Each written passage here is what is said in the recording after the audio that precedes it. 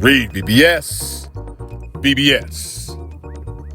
Per Eddie Hearn, terms are agreed upon for NAOYA INOUE, Mirajan MJ Akhmadaliev in Japan in September.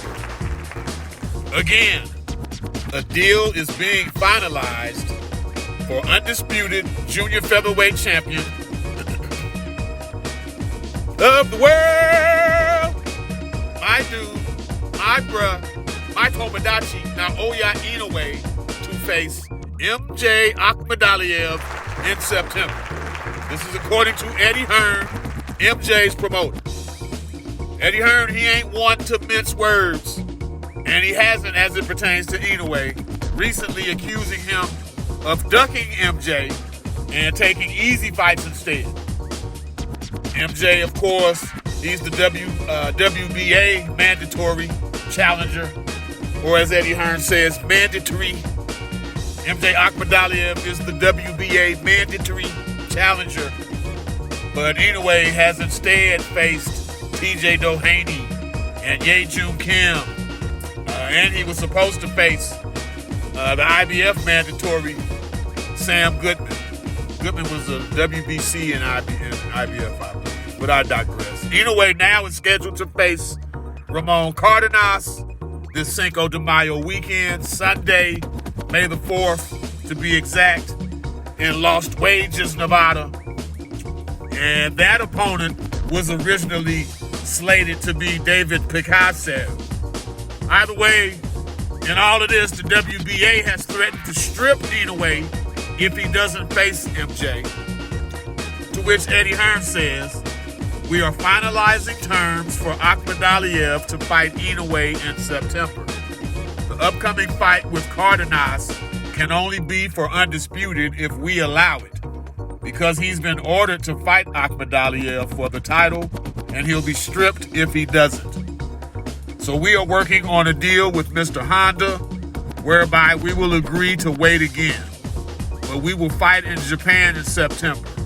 We've agreed terms. We now wait to sign a contract." So there it is. There you have it, in a nutshell. From MJ's shit-talking promoter, Mr. Eddie Hearn. And with that said, my immediate thoughts go to Saul Canelo Alvarez and his shameless ducking of David Benavidez for the last 3+ years now and counting. What we do know is there won't be any lingering negative effects chipping away at the legacy of Inoue for not facing MJ Akhmadaliev the way Canelo's legacy is being tarnished for a failure to face Benavidez. I was hearing the whispers, I was feeling some of the heat. More and more with each fight, MJ's name was building at the expense of Inoue. So yeah, let's cease and desist with that shit. He's gonna fight his ass this year in September. MJ, he's the only stone left unturned for Inoue at 122 pounds, which makes this the best possible news for the immediate future of Inoue's legacy. Best possible news.